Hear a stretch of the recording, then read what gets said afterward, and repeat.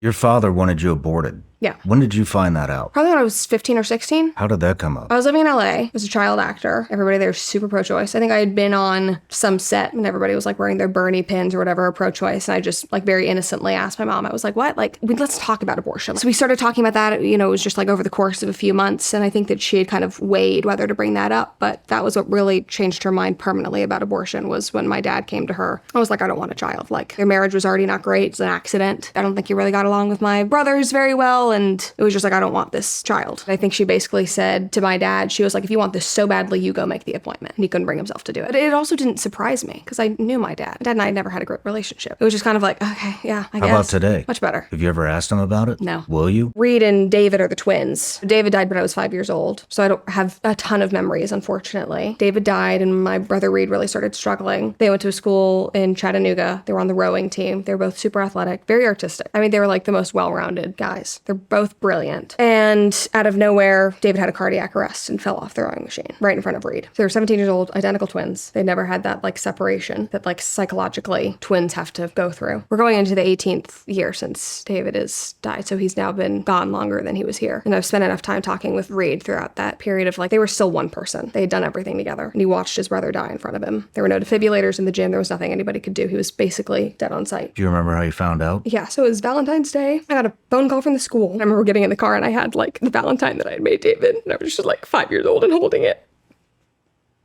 Oh God, I haven't talked about this in so long. I got to the school as he was being put in the ambulance. I had like a nurse take me out as they were, you know, talking about what was going on, and they had no idea what happened. That changes the family forever. Grief is such a patchwork, like a quilt, in my opinion, because everybody's perspective and journey is different. Grief will change over the years. It will feel less all-consuming. My mom would say she never felt like there would be a day that she could get through without it consuming her. She can now. She thinks about him every single day. It drives so much of what she does. It drives the fact that she's never given up on my brother Reed, who struggles so much. And it does get easier, and you learn how to cope with it better. But it will always be there, and so you should try to look for the beauty in it. And the other thing that she always said to me, starting from when I was very young, grief wouldn't exist if we didn't love so deeply.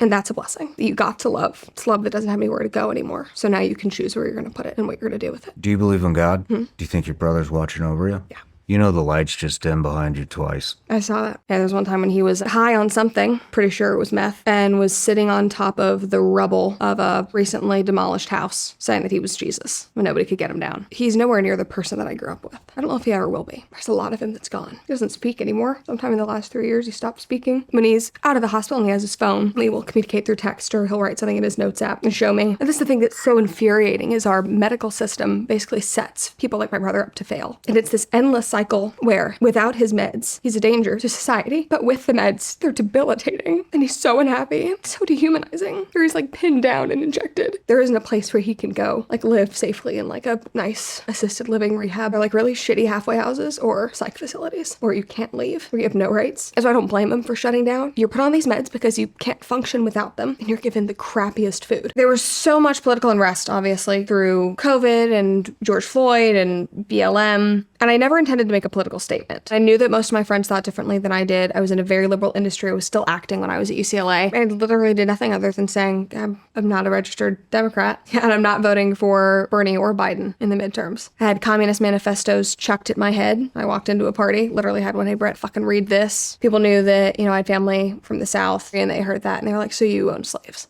Drunkenly at parties, they would say, yeah, Brett's like our racist friend from Tennessee. Her family owned slaves. Are you serious? Yes. And this all came just because you said you weren't going to vote for Biden or Bernie. That's it. At the time, I wasn't like gung-ho for Trump, but I wasn't anti him. I was just like, yeah, I'll vote for Trump. He's our president now. I think he's doing a good job. Why would I not want somebody who has run businesses and built empires to run our country? That makes total sense. It's him or these people that have been in government for 50 years and have done jack shit. Me and all these group chats, and they would, say things like, we're road tripping to the beach, and it was like June of 2020. His friends like getting out of their homes in Chicago and going to South Carolina so they could go to the beach while simultaneously shitting on Republicans, being like, yeah, we just saw like an idiot with a Trump flag on out of his car. My dad said that if we had hit him, he wouldn't have given a shit. Like that kind of stuff. And I'm like in the group chat and you're saying that to me. Like, I hope we just run over all these Trump supporters. How was it meeting Candace for the first time? Terrifying.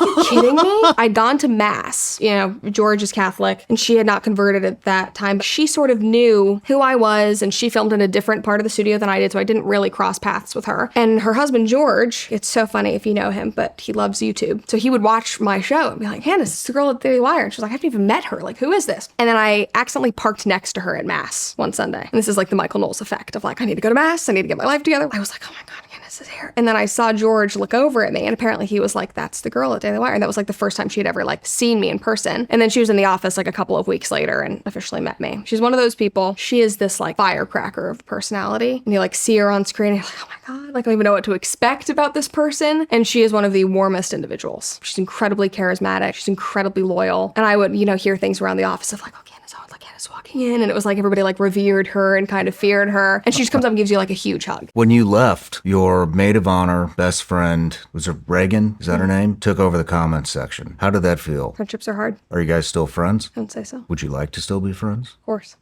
Adult friendships are really hard. I always think it's going to get easier. Kind of just gets harder. And with more people knowing who you are and having influence and having eyes on you, then you kind of question people's motives in being friends with you. And Do you feel that she was disloyal in taking the role? she's an adult. And this is what I will always stand by. You have to make the decision that is good for you and your family. I did that and she did that. Why do you think the friendship fell apart? If you wish her the best of success, Friendships are hard. do you want to say anything to her? That's a difficult question. But at the end of the day, I wish you success and I wish you well. And I hope that she chases the things that she wants.